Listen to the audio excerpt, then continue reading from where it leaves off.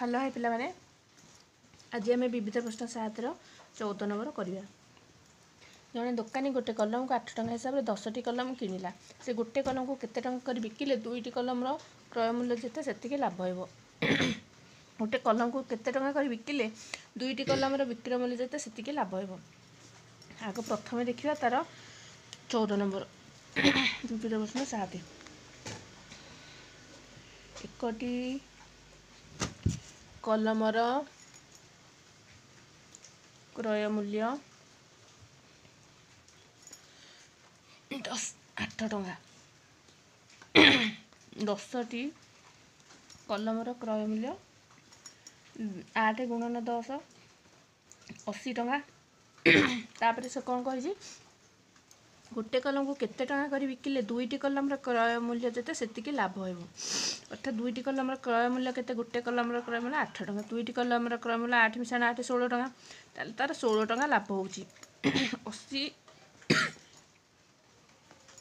मिशाण 16 माने 96 टଙ୍କା तार लाभ होउची। जेतेबेले से प्रथम क्वेश्चन उत्तर होउची गोटे कलम को केते टଙ୍କା कर बिकिले ना केते टଙ୍କା कर बिकिले बाहर करवा केते टଙ୍କା कर बिकिले 2टी कलम क्रय मूल्य जिते सेतिकी लाभ होउची। अर्थात तार 96 टଙ୍କା तार बिक्री मूल्य। अर्थात 10टी को 96 रे बिकिला बिक्री मूल्य। ताले एकटीर बिक्रय मूल्य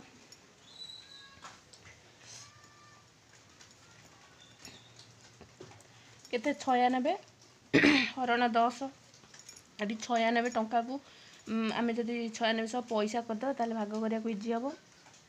ये गोटे शून्य है 9 टଙ୍କା 60 पैसा आमर बाहर। अर्थात प्रथम क्वेश्चन पाईगले उत्तर जे गोटे कलम केते टଙ୍କା कर बिकिले 2टी कलम क्रय मूल्य जिते सेतिकी लाभ हो ना गोटे कलम को 9 टଙ୍କା 60 पैसा कर बिकिले आमको 2टी कलम क्रय मूल्य जिते सेतिकी लाभ माने 16 टଙ୍କା लाभ होउची। गोटे कलम को केते टଙ୍କା कर बिकिले 2टी कलम बिक्री मूल्य जिते सेतिकी लाभ हो। अर्थात गोटे कलम को केते टଙ୍କା कर बिकिले 2टी कलम बिक्रय मूल्य जिते 2टी कलम बोले आउ केतोटी कलम रहिला 8टी कलम 2टी कलम से कौन गोटे कलम केते टଙ୍କା कर बिकिले 2टी कलम बिक्रय मूल्य सहित सामान हो। अर्थात 2टी कलम बिक्रय मूल्य जिते सेतिकी आमर लाभ हो। अर्थात 2टी पड़े आउ केते रहा 8टी कलम बिक्रय मूल्य केते 80 टଙ୍କା। 80 टଙ୍କା हेले आमको एकटीर बिक्री मूल्य बाहर करदा 80 हरण 8 समान 10 टଙ୍କା। अर्थात सेकेंड क्वेश्चन आम पाईगले। प्रथम क्वेश्चन कौन ना गोटे कलम को 9 टଙ୍କା 60 पैसा कर बिकिले 2टी कलम क्रय मूल्य जिते सेतिकी लाभ हो। एवं गोटे कलम को 10 टଙ୍କା बिकिले गोटे कलम बिक्री मूल्य जिते सेतिकी लाभ हो। तापर 15 नंबर को आसवा। जड़े दोकानी एक थान कना किणी किसी बिक्री कराया देखला से जहाँ बिक्री कर थाना कणा 4 गुण अधिक। थाना रे मात्र 4 मीटर कना थाए। प्रथम थाना रे केते मीटर कपड़ा थिला लास्ट से देखला 8 मीटर कपड़ा अच्छी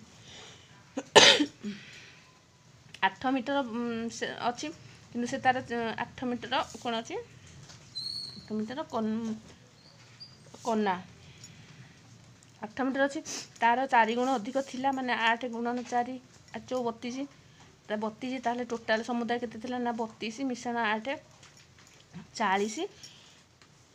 40 मीटर प्रथम थाना से 40 मीटर कपड़ा थिला।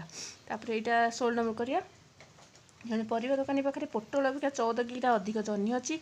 जदि पोटल जह्नीर मोट ओजन 50 किग्रा हुए तेज केउथुरु केते अच्छी। आम ये गणित बहुत थर करें जपरी बयस भाया बयस जपरी जी जहाँ अधिक थाए आम कौन करवा आग टोटालटार से फेड़ीदेवा तापर 2 भाग करदे। ये 50 अच्छी 16 नंबर 50 अच्छी 50 आमको जोटा अधिक जहाँ भी अधिक अच्छी 14 किग्रा 14 किग्रा फेड़ीदेवा। 50 ରୁ 14 गले के 10 4 6 4 गले 3 36 तार 2 भाग करदा 18 ताले ये सान किए सान पोटल यहाँ पोटल हूँ 80 जो 18 किग्रा और जह्नीटा हूँ केते हम ना 18 मिशाण जो 14 किग्रा आम फेड़ी थे 8 4 12 2 3 32 किग्रा समुदाय मिसी 50 किग्रा। 17 नंबर आसिया समान परिमाण तेल थी 12टी बोतल मोर 32 लिटर तेल था से 9टी बोतल तेल परिमाण केते 7 ନମ୍ବର କ'ଣ ନା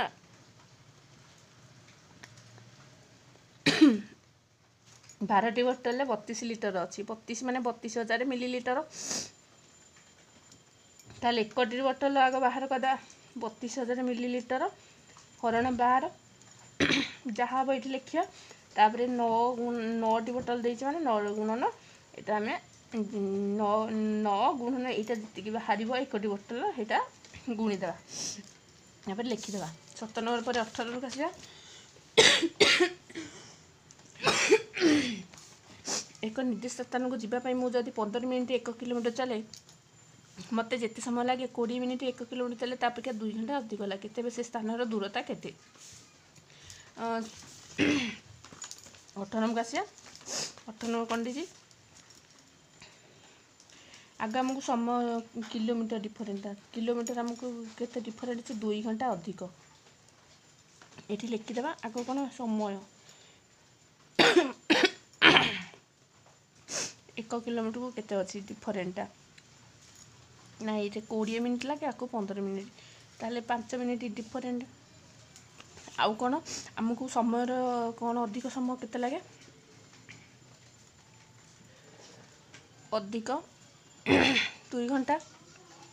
2 ଘଣ୍ଟା ମାନେ 2 ଗୁଣନ 60 120 ମିନିଟ୍। ତାହେଲେ ଆମକୁ ସେ ଆମକୁ ଯାହା ପଚାରେ ସ୍ଥାନଟିର ଦୂରତା।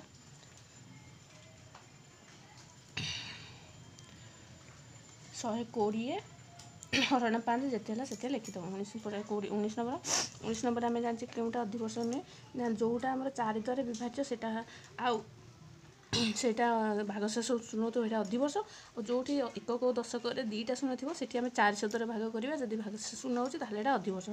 ୟା ଭିତରୁ ସବୁଗୁଡ଼ା ବିଭାଜ୍ୟ ହେବ, କେବଳ ଏଇଟା ବିଭାଜ୍ୟ ହେବନି। 20 ନମ୍ବର ଆସିବ।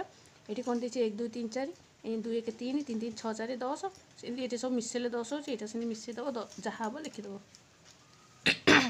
ଏଠି ସେମିତି କ'ଣ ହେଇଛି? 10 4 ଗଲେ 6, ଏଠି 10 8 18, ଏଇଟା ମିଶାଇ ଏଇଟା କରୁଛି। ସେମିତି ଆମେ ଏଇଟା କ'ଣ କରିବା? 11 5 ଫେଡ଼ିଦେଲା, ଏଇଟା ଫେଡ଼ିବ, ଏଇଟା ଫେଡ଼ି ଲେଖିବୁ। 11 5 ଗଲେ 6, 11 4 15, 15 5 ଗଲେ ଏଇଟା 10। ତାପରେ ନମ୍ବରକୁ 2 କରିବା।